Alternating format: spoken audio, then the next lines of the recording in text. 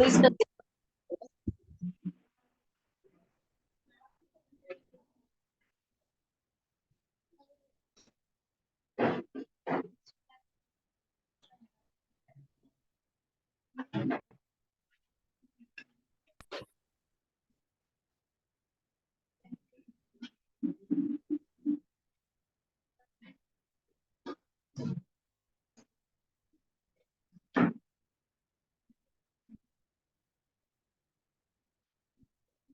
अच्छा इधर बोलना नहीं है अब। टॉपिक होगा केमिकल बॉन्डिंग, सही ना, केमिकल बॉन्डिंग।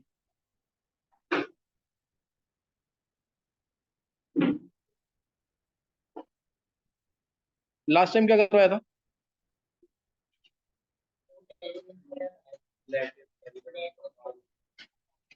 अच्छा वो सब करा दिया, सही। हाँ वो सब हो चुका है, इलेक्ट्रोल बॉन्ड वगैरह सब कुछ हो चुका है। नेक्स्ट नोट करना है इसमें आगे। इसमें मैंने लास्ट टाइम कोवैलेंसी करवा रहा था ना, कोवैलेंसी टेबल बनवाई थी।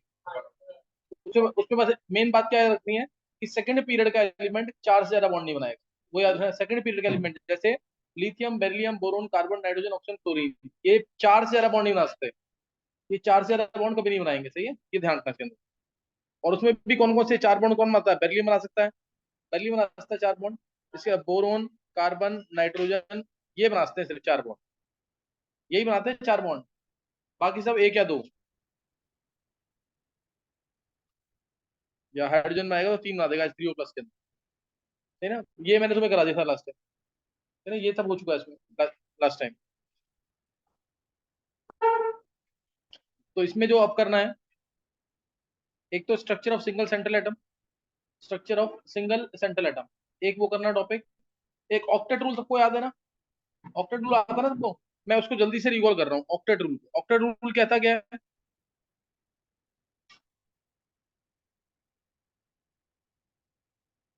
ऑक्टेट रूल से इसने ल्यूइस ऑक्टेट रूल जो है, Lewis octet rule, Kossel Lewis octet rule, पूरा नाम है ये। Kossel, KOSSEL, Kossel Lewis octet rule क्या कहता है ये? कि 8 इलेक्ट्रॉन आ जाएंगे आफ्टर शेयरिंग तो स्टेबल है। If an element is having 8 electrons after sharing, then only it is considered to be stable.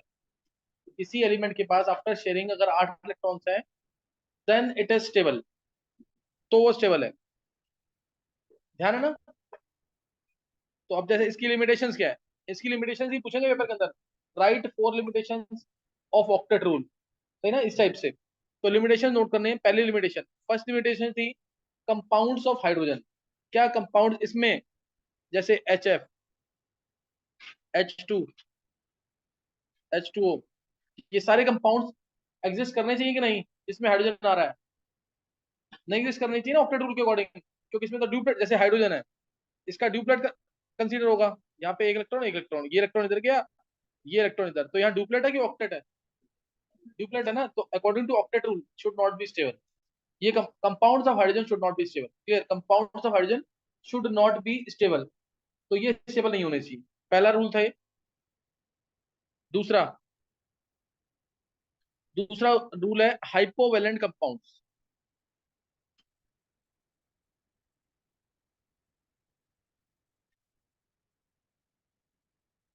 है ना। हाइपोवेलेंट कंपाउंड जो है, हाइपोवेलेंट यानी जिसमें ऑक्टेट से कम इलेक्ट्रॉन्स है, वो भी स्टेबल नहीं होने चाहिए।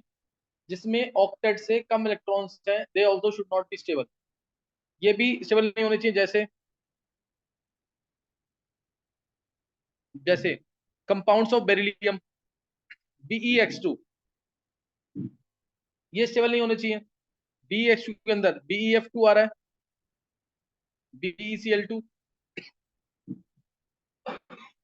BeBr2,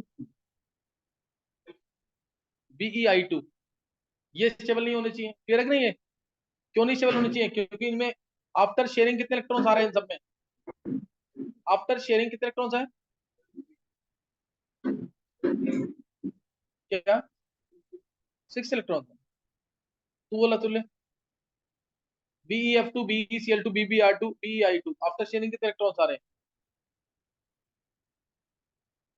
4 है। तू क्या बोल रहा है आदित्य? नहीं समझा? आफ्टर शेयरिंग कितने इलेक्ट्रॉन्स आ रहे हैं? 4। तो ये भी स्टेबल नहीं होने चाहिए। जैसे BeF2 अगर है, बेरिलियम के पास 2 इलेक्ट्रॉन्स है वैलेंस में, फ्लोरीन के पास 7।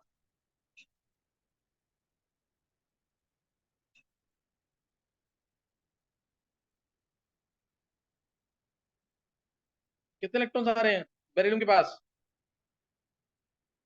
आफ्टर शेयरिंग कितने इलेक्ट्रॉन्स आ रहे हैं बेरिलियम के पास? 4 आए ना। वो दिख ही रहा है, BF2 जब तुम बनाओगे तो ये बनेगा। बेरिलियम के साथ 2 ही बॉन्ड्स हैं, कोई लोन पेयर नहीं है, तो टोटल 4 ही इलेक्ट्रॉन्स है इसके पास, therefore it should not be stable, इसलिए ये भी स्टेबल नहीं होना चाहिए। चलिए, ये भी स्टेबल नहीं होना चाहिए, क्लियर है कि नहीं? ये कंपाउंड भी स्टेबल नहीं होना चाहिए, तो इसलिए ये भी क्या हो गया,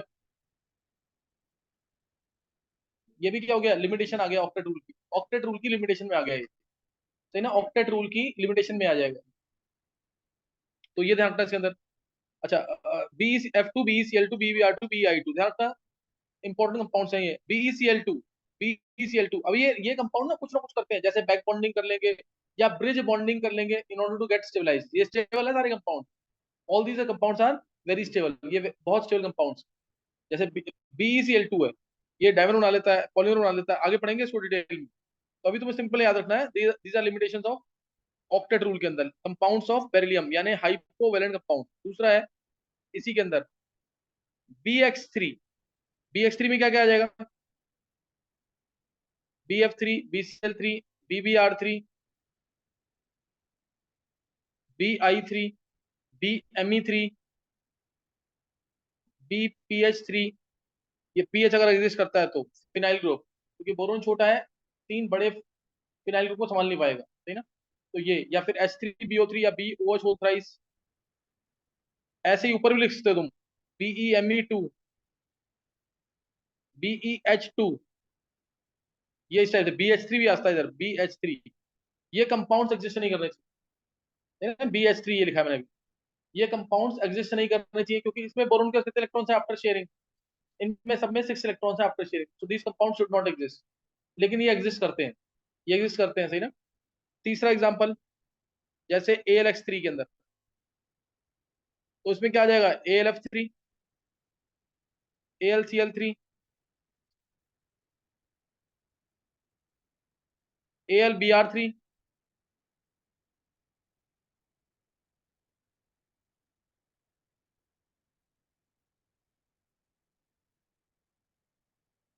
AlI3 AlMe3 AlPH3 AlH3, समझ आ रही बात नहीं है? ये सब क्या है, इलेक्ट्रॉन एफिशिएंट है ना, तो ये कंपाउंड्स एग्जिस्ट नहीं करने चाहिए, AlF3 AlCl3 AlBr3 AlI3, ये कंपाउंड्स भी एग्जिस्ट नहीं करने चाहिए। लेकिन ये सब एग्जिस्ट कर रहे हैं ना, एग्जिस्ट कर रहे हैं। अच्छा, इनमें से कौन सा ऐसा कंपाउंड है, जितने भी एल के कंपाउंड्स हैं, ये मैंने तुम्हें भी लास्ट क्लास में भी कराया था, इनमें से कौन सा ऐसा कंपाउंड है जिसके अंदर ऑक्टेट रूल फॉलो हो रहा है 11th वाले बच्चे? AlF3 याद है ना कैसे, AlF3 में कंपाउंड क्या है, AlF3 कंपाउंड क्या है, आयनिक, तो इसमें Al3+ आएगा, F3F-F-, तो ऑक्टेट रूल फॉलो हो रहा है ना इसके अंदर, Al3+ मतलब 2 8, और F- मतलब 2 8, है कि नहीं है, ऑक्टेट ऑफ इलेक्ट्रॉन्स है दोनों के अंदर, इसलिए AlF3 जो है being an ionic compound, being an ionic compound, इसके अंदर ऑक्टेट रूल फॉलो हो रहा है, ये इलेक्ट्रॉन डेफिशिएंट नहीं है। AlF3 आयनिक है, और पानी के अंदर AlCl3 भी आयनिक होता है, पानी के अंदर AlCl3 भी आयनिक होता है, तो पानी के अंदर कह सकते हैं कि इसमें ऑक्टेट रूल फॉलो हो। ये एग्जांपल समझ आ गई कि नहीं? ये किसकी एग्जांपल है, हाइपोवेलेंट, ये दूसरा लिमिटेशन था ऑक्टेट रूल का, दूसरा लिमिटेशन। पहला लिमिटेशन कंपाउंड्स ऑफ हाइड्रोजन, दूसरा लिमिटेशन हाइपोवेलेंट कंपाउंड, यानी जिसमें ऑक्टेट से कम इलेक्ट्रॉन्स है, जिसमें ऑक्टेट से कम इलेक्ट्रॉन्स है। नेक्स्ट नोट करेंगे, नेक्स्ट अब है हाइपरवेलेंट कंपाउंड्स।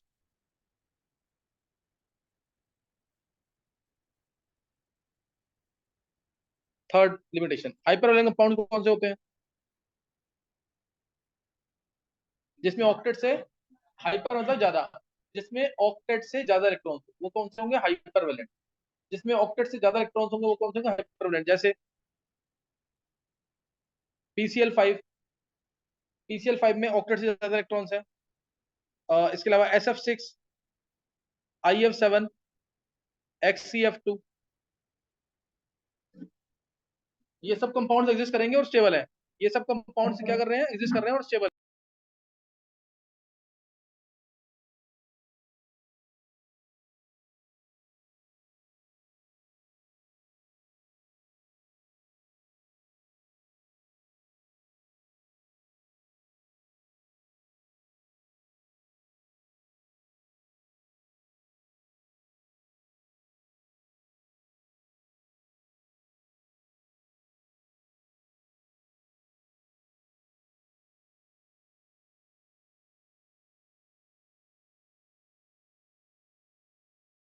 नोट कर लिया है? ये सारे कंपाउंड्स क्या कर रहे हैं, एग्जिस्ट कर रहे हैं और क्या है, स्टेबल है। ये हाइपरवैलेंट कंपाउंड्स है। अब एक ना इस लिमिटेशन, ये तीसरी लिमिटेशन है ध्यान रखना। इस लिमिटेशन को दूर करने के लिए, इस लिमिटेशन को दूर करने के लिए एक रूल आया था,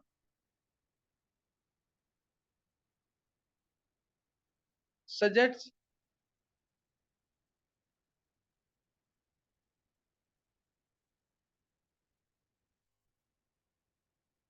GEN, सजेंस सिंगलेट रूल।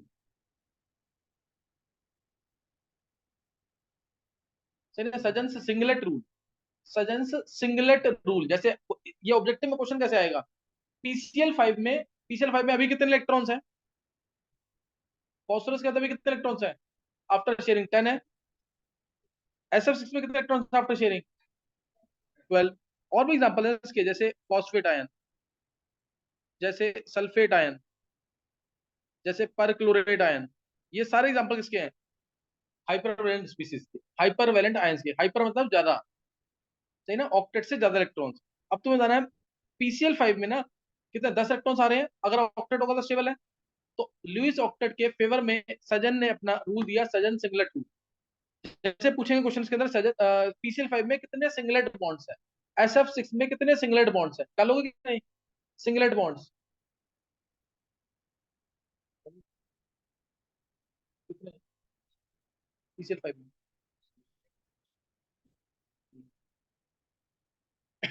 देखो उधर और किसी को बोला आंसर, 5 बता रहा हूँ। सिंगलेट बॉन्ड्स कितने होंगे पीसीएल 5, देखो पीसीएल 5 में 5 इलेक्ट्रॉन तो है ही इसके पास बैलेंस में, 3 चाहिए ऑक्टेट कंप्लीट करने के लिए, तो 3 ही शेयर करेगा, बाकी 2 इलेक्ट्रॉन को सिर्फ डोनेट करेगा, 3 ही शेयर करेगा ना। जैसे पीसीएल 5 था, तुम ये बनाते हो उसको पीसीएल 5, Cl Cl, ये 3 पूरे शेयर कर लिए, तो इसका ऑक्टेट कंप्लीट हो गया, 3 से तो ऑक्टेट कंप्लीट हो जाएगा ना। बाकी 2 को एक इलेक्ट्रॉन देगा, एक इधर एक इधर, तो 2 कौन से बॉन्ड्स हो गए, सिंगलेट बॉन्ड। समझ आया कि नहीं, ये 285 था, 3 इलेक्ट्रॉन शेयर करेगा, तो पीसीएल 5 के अंदर बाकी दोनों सीएल को क्या करेगा, एक एक इलेक्ट्रॉन दे देगा। तो कितने सिंगलेट बॉन्ड्स हुए, समझ आ गया कि नहीं है। देखो पीसीएल 5 ये है, फॉस्फोरस 1 2 3 4 5, ये 5 इलेक्ट्रॉन्स है इसके पास। सीएल ये रहा, सीएल ये रहा, सीएल ये रहा, एक सीएल ऊपर एक सीएल नीचे। अब इसके पास 7 इलेक्ट्रॉन है, ध्यान देंगे, सीएल के पास 7 इलेक्ट्रॉन, इस सीएल के पास 7 इलेक्ट्रॉन, इस सीएल के पास 7 इलेक्ट्रॉन, इसके पास 7 इलेक्ट्रॉन, 7। 7 में शो नहीं कर रहा हूँ, ऐसे ही शो कर दिया, 7 इलेक्ट्रॉन पता नहीं। तो ये भी इससे एक इलेक्ट्रॉन लेगा, octet complete, octet complete, octet complete, तीनों ऑक्टेट कंप्लीट हो गया। तो ये भी इन तीनों से एक एक इलेक्ट्रॉन ले लेगा, पांचों से नहीं ले रहा। ऑक्टेट कंप्लीट हो गया फॉस्फोरस का भी। अब एक इलेक्ट्रॉन ऊपर दे देगा, एक इलेक्ट्रॉन नीचे दे देगा ऐसे, समझे कि नहीं अब। तो ये क्या बन गया, 2 सिंगलेट बॉन्ड, समझ आया कि नहीं है। इसके अंदर 2 सिंगलेट बॉन्ड्स है, और इसने इसको प्रूफ भी किया कि पीसीएल 5 को जब गर्म करते हैं तो पीसीएल 3 मिलता है, और दो दो जो सिंगलेट बॉन्ड्स थे एक इलेक्ट्रॉन से बने थे वो वीक होंगे, तो वो टूट जाते हैं, अलग हो जाते हैं। ये इसने इसको प्रूफ कर दिया बस। तो यहां तक माना गया था कि रूल सही है, लेकिन एक्चुअल में रूल गलत था ये, सही ना, एक्चुअल में रूल क्या था, गलत था, एक्चुअल में रूल गलत था। क्या आएगा आंसर इसका, क्या आएगा आंसर इसका। देखो आगे पीसीएल 5 में मैंने तुमसे पूछा कितने सिंगलेट बॉन्ड्स है, पीसीएल 5 में कितने सिंगलेट बॉन्ड्स है, तुमने समझ आ गया ना कैसे। सिंगलेट बॉन्ड 3 शेयर करेगा ताकि ऑक्टेट कंप्लीट हो जाए, बाकी 2 इलेक्ट्रॉन एक एक लूज करेगा, एक एक लूज, तो सिंगलेट बॉन्ड्स आ गए। और मैंने इस सजन ने इसको प्रूव भी कर दिया पीसीएल 5 को गर्म करके, तो 2 बॉन्ड जो वीक थे वो टूट गए, जो सिंगलेट बॉन्ड थे वो आसानी से टूट जाएंगे, अलग हो गए। अब SF6 में कितने सिंगलेट बॉन्ड्स होने चाहिए, SF6 4, SF6 में 286, सल्फर क्या होता है 286, तो 2 ही इलेक्ट्रॉन चाहिए, तो 2 ही शेयर करेगा, और बाकी 4 क्या होंगे, सिंगलेट बॉन्ड, तो 4 सिंगलेट बॉन्ड्स है। लेकिन उसको गर्म करते हैं, उसको गर्म करते हैं तो SF2+2F2 नहीं आता है, SF2+2F2 नहीं आता। क्यों, क्योंकि SF6 में 6 की 6 SF बॉन्ड लेंथ इक्वल होती है, तो यहां से इसका रूल फेल हो गया सजन से, इसलिए इसको पढ़ते नहीं है। लेकिन ऑब्जेक्टिव का क्वेश्चन तो बन गया ना यहाँ पे, IF7 में कितने होंगे सिंगलेट बॉन्ड्स, IF7 में बताइए मंजू, IF7 में कितने सिंगलेट बॉन्ड्स होंगे? इतना लंबा सोच रहे क्या फायदा फिर? कैसे? तू बोल आदित्य। IF7 में आयोडीन है, आयोडीन के बाद 7 वैलेंस इलेक्ट्रॉन एक शेयर करेगा, बाकी 6 एफ के साथ क्या बनाएगा? Singlet bond. तो 6 सिंगलेट बॉन्ड्स, लेकिन यहाँ पे भी जस्टिफाइड नहीं था, जस्टिफाइड नहीं था, तो बस सिंगलेट बॉन्ड्स एक टॉपिक है जो तुम्हें पढ़ना चाहिए, अदरवाइज ये कोर्स में नहीं है वैसे, और एंट्रेंस के लिए इंपॉर्टेंट है, पूछा हुआ है सिंगलेट बॉन्ड्स कितने होंगे। सिंगलेट बॉन्ड्स क्लियर हो गया कि नहीं है? तो ये सिंगलेट बॉन्ड्स का कंसेप्ट है। मैंने अभी तक 3 लिमिटेशन बताई है ऑक्टेट रूल की। कौन कौन सी लिमिटेशन? पहला कंपाउंड ऑफ हाइड्रोजन, दूसरा हाइपोवैलेंट कंपाउंड, तीसरा हाइपरवैलेंट कंपाउंड, ये तीन ही इंपॉर्टेंट है। फोर्थ लिमिटेशन, इसने शेप्स ऑफ मॉलिक्यूल्स के बारे में कोई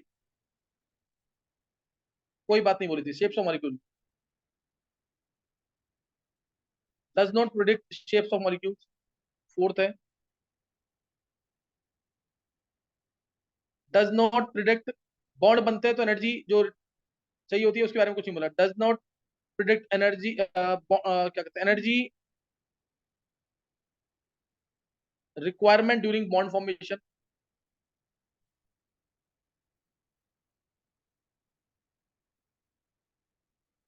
ड्यूरिंग बॉन्ड फॉर्मेशन,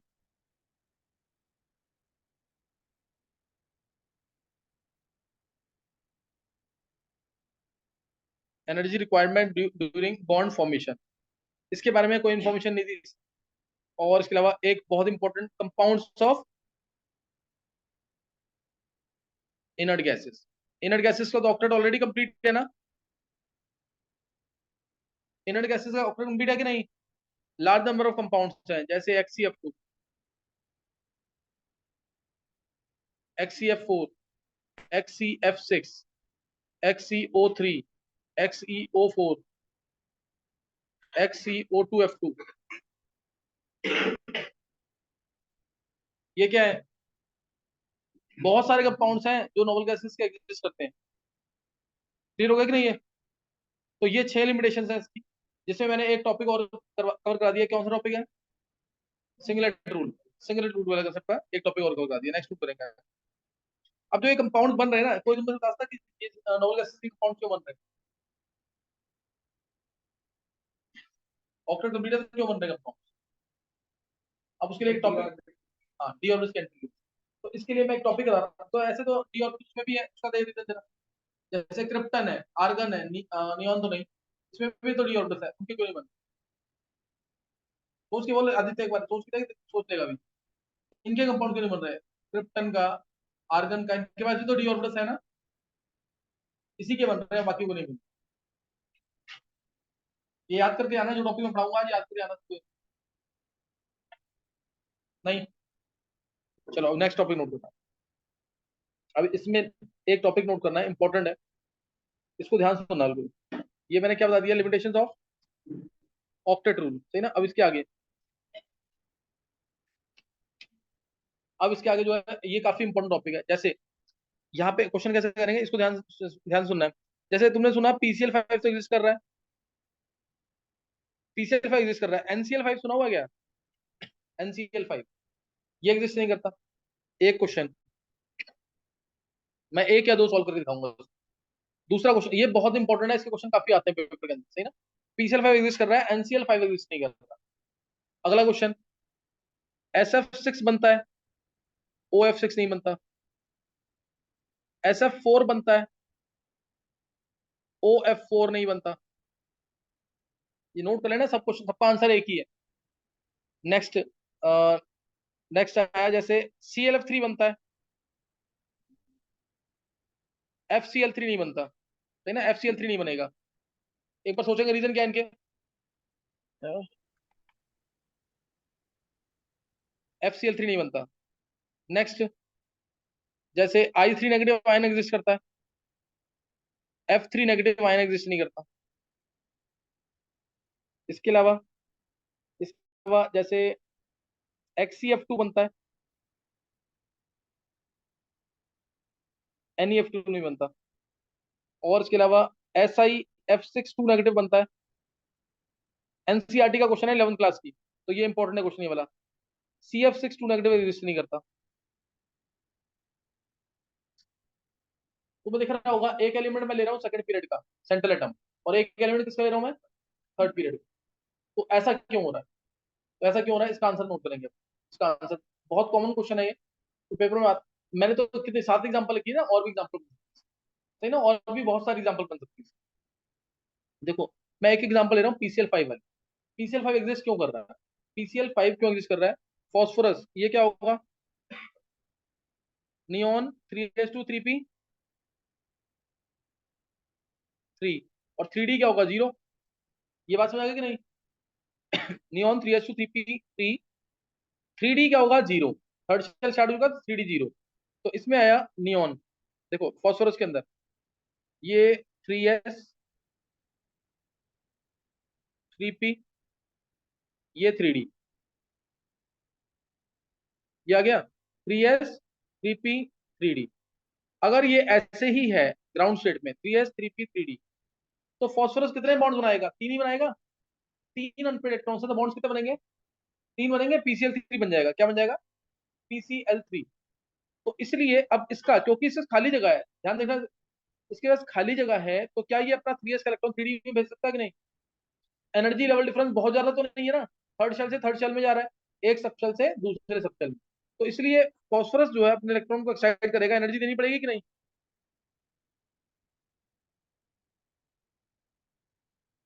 ये इसने अपने एक इलेक्ट्रॉन को एक्साइट कर दिया 3s से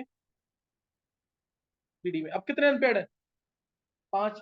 अब अनपेड किया तो एनर्जी देनी पड़ेगी कि नहीं, एनर्जी दे दी, मान लिया 50 किलो जूल।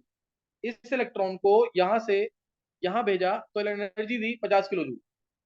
अब लेकिन अब दो एक्स्ट्रा बॉन्ड भी तो बनेंगे, यहाँ पे एक सीएल बॉन्ड बना लेगा, यहाँ एक सीएल, यहाँ एक सीएल, यहाँ एक सीएल, यहाँ एक सीएल। अब कितने बॉन्ड बन गए, एक्स्ट्रा कितने बने, दो एक्स्ट्रा बने ना, एक को अनपेयर किया तो कितने अनपेयर हो गए, दो। दो बन गए कि नहीं बॉन्ड, दो बॉन्ड बनने का मतलब एक बॉन्ड बनने में मान लो 200 एनर्जी रिलीज होती है, तो 200 200 400 रिलीज हो गई, और दी कितनी थी, 50। तो 350 तो रिलीज हुई ना, रिलीज हो रही है तो फेवरेबल स्टेप है कि नहीं, इसीलिए पीसीएल 5 बन जाएगा। समझ आया कि नहीं, तो क्या आंसर क्या आएंगे, पीसीएल 5 और एनसीएल 5 हो सकता है ऐसा क्या। नाइट्रोजन के केस में यहाँ क्या आएगा, यहाँ आएगा 2s, यहाँ क्या आएगा 2p, क्या 2d होते हैं, 2d तो एग्जिस्ट ही नहीं करते, इसलिए एनसीएल 5 एग्जिस्ट नहीं करेगा। समझ आ गया कि नहीं है, तो ये याद रखना है, इसके सर अंदर इंपॉर्टेंट क्वेश्चन है यहाँ पे। हाँ जी हेलो। पूछो। हम बोल सर हर्षित, इतने एक एक और बार बता दो, ये वाला अच्छे से समझ में नहीं आया। क्या कह रहे हैं, ये वाला समझ में नहीं आया इतने अच्छे से सर। अगली अगली एग्जांपल देखिए फिर। अच्छा ठीक है। समझ आ गया कि नहीं है, समझ आ गया कि नहीं है। तो ये ध्यान रखना पीसीएल 5 के अंदर जैसे ही हमने एक इलेक्ट्रॉन को अनपेयर किया तो दो अनपेयर हो गए, एक यहाँ पे एक यहाँ पे, दो अनपेयर हो गए, तो दो एक्स्ट्रा बॉन्ड यानी पीसीएल 5 बन जाएगा। लेकिन नाइट्रोजन जो है वो तो क्या होता है, 2s और 2p, 2d होते नहीं, तो उसमें तो सिर्फ ज्यादा से ज्यादा एग्जिस्ट करेगा तो एनसीएल 3, ज्यादा से ज्यादा एग्जिस्ट करेगा तो क्या एग्जिस्ट करेगा, एनसीएल 3, और एनसीएल 3 भी कोई खास स्टेबल नहीं, ठीक है? समझ आ गया कि नहीं है। तो ये तुम्हें ध्यान रखना है, PCL 5 exist but not NCL 5, because phosphorus has large size and has क्या लिखेंगे, वेकेंट डी ऑर्बिटल्स। फॉस्फोरस का साइज बड़ा, और उसके पास क्या है, वेकेंट डी ऑर्बिटल्स, इसीलिए पीसीएल 5 एग्जिस्ट करेगा बट नॉट एनसीएल 5। अगला क्वेश्चन जो है, नोट कर लिया ढंग से, पेपर में ये पूरी स्टोरी है, स्ट्रक्चर नहीं बनाने तुम्हें, सिंपल पेपर में क्या लिखना है, फॉस्फोरस का साइज बड़ा है और उसके पास वेकेंट डी ऑर्बिटल्स है। नाइट्रोजन क्यों नहीं बना रहा, नाइट्रोजन का साइज छोटा है और उसके पास वेकेंट डी ऑर्बिटल्स नहीं, क्लियर है कि नहीं है। नेक्स्ट, नेक्स्ट क्वेश्चन है, अब जैसे यही दिया SF6 एग्जिस्ट कर रहा है, OF6 एग्जिस्ट नहीं कर रहा। हर्षित ध्यान से सुनियो, SF6 एग्जिस्ट कर रहा है बट OF6 एग्जिस्ट नहीं कर रहा। तो अब एक बार सल्फर क्या होता है, नियोन 3s2 3p4 होता है, नियोन 3s2 3p4। तो सल्फर ये 3s 3p 3d,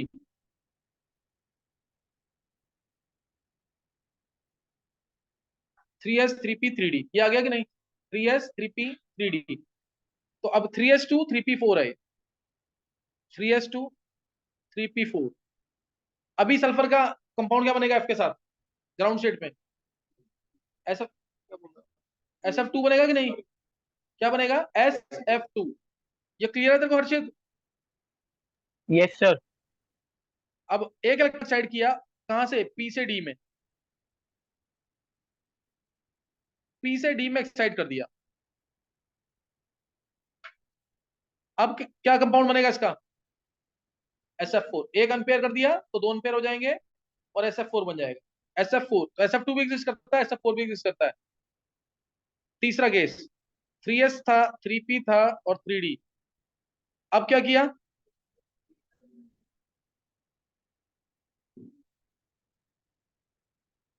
अब कितने अनपेयर हो गए, क्या बन जाएगा कंपाउंड, SF6। समझ आ गया कि नहीं अब, सही ना। ठीक है SF6 सर। वैसे एग्जिस्ट करता है।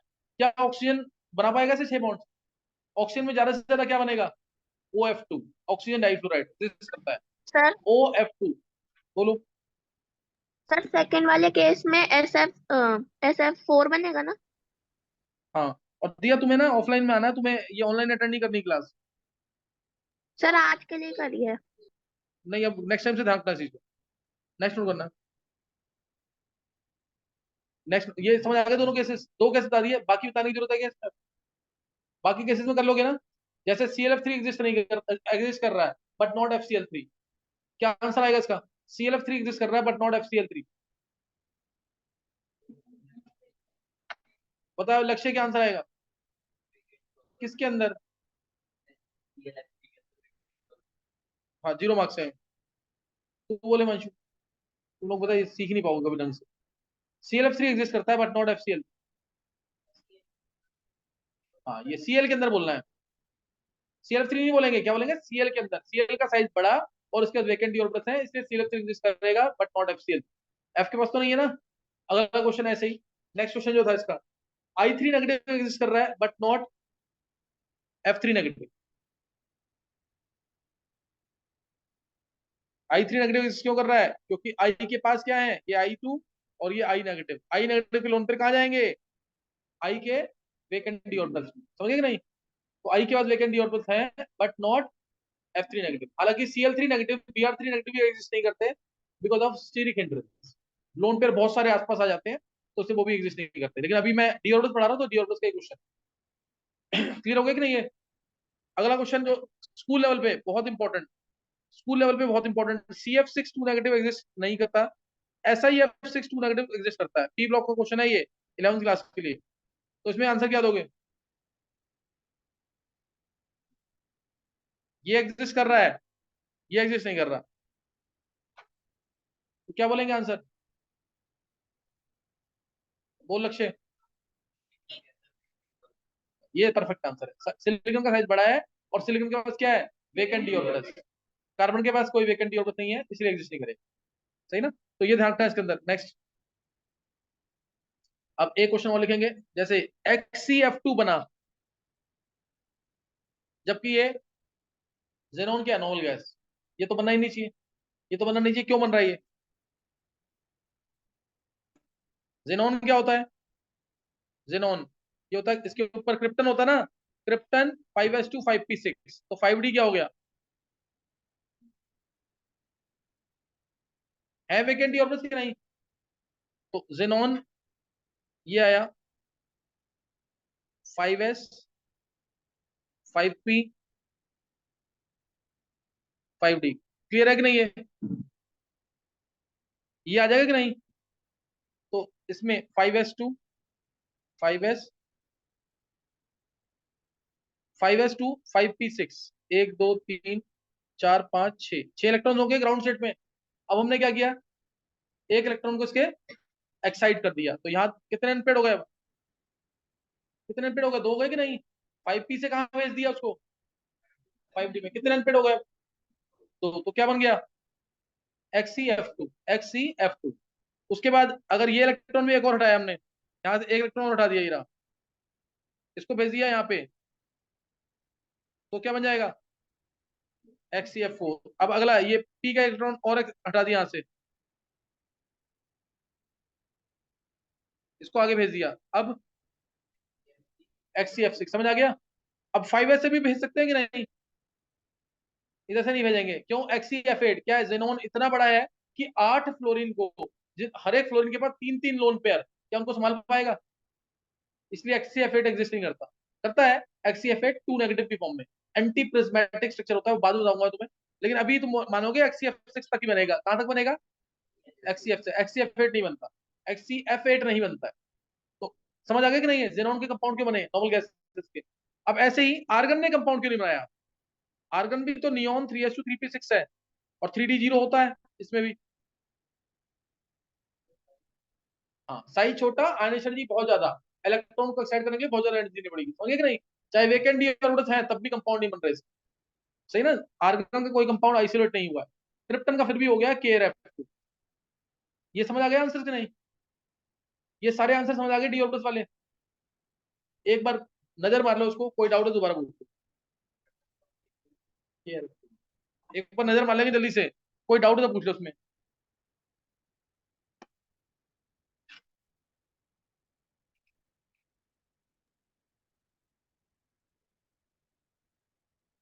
हेलो बोल हर्षित। सर, यहाँ पर आपने जो 5s पे जो डबल वो लगाया है आपने, ये बॉन्ड से, ये डी में भी नहीं जाने चाहिए थे? डबल लगाए क्या? डबल लगाए? मतलब ये बॉक्स के अंदर आपने ये जो दो एरो से लगाए हैं ना, एक ऊपर एक यहाँ नीचे, पर क्या क्या क्या एक्सी में, करोगे? एक्सी वाले में। ये इसमें क्या 5s में? हाँ जी सर। तो 2 इलेक्ट्रॉन है ये। हाँ तो हाँ, दो इलेक्ट्रॉन तो एक इलेक्ट्रॉन इधर और डी में नहीं जाना चाहिए था फिर? नहीं जाएगा ना ये, XCF8 बनेगा। XCF8 पॉसिबल नहीं है। अच्छा, ठीक है। XCF8 में स्टीरिक हिंड्रेंस, बल्कीनेस बहुत ज्यादा हो जाएगी। जेनॉन अपने अराउंड 6F को संभाल लेता है, 8F को संभाल नहीं पाएगा। समझ गए कि नहीं? ठीक है सर। हाँ, ये ऐसे है ना, इस तरीके से F8 तो रिपल्शन बहुत ज्यादा होती है। ये ऐसे एग्जिस्ट करता है, एंटी प्रिज्मेटिक स्ट्रक्चर होता है। XCF8 2 नेगेटिव जोन पे रहता है। सही है हर्षित?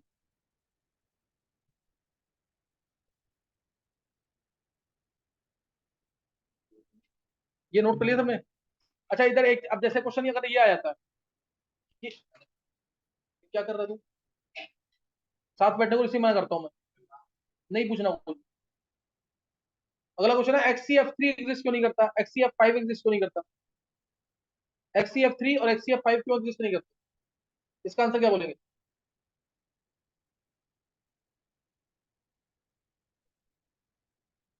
ये तो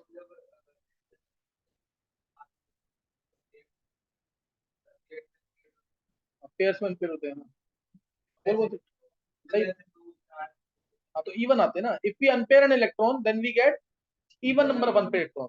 अगर हम एक इलेक्ट्रॉन को अनपेयर करते हैं तो क्या होता है? Even number of unpair electron. इसलिए XCF3 XCF, अगर कंसेप्ट क्लियर है तो निकाल लोगे ना आंसर। अगर हम एक इलेक्ट्रॉन को अनपेयर करते हैं तो कितने अनपेयर इलेक्ट्रॉन मिलते हैं? 2।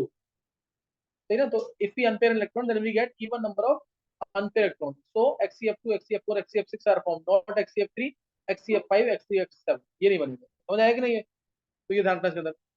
ये एक कंसेप्ट क्लियर हो गया। एक कंसेप्ट क्लियर हो गया ना। अब एक मैं क्वेश्चन दे रहा हूँ, उसको सोचो। ये सोचो, मैं भी आगे बता रहा हूँ उसको। जैसे PF5 बन गया, PH5 क्यों नहीं बना? सही ना? PF5 बन गया, PH5 क्यों नहीं बना? SF6 बन गया, SH6 नहीं बना। ClF3 बन गया, ClH3 नहीं बना। IF7 बनता है, IH7 नहीं बनता। XCF2 बनता है, XCH2 नहीं बनता। अब इनके आंसर सोचो क्या होंगे। एक बार रिजॉइन कर लेंगे। नोट कर लिए क्वेश्चन?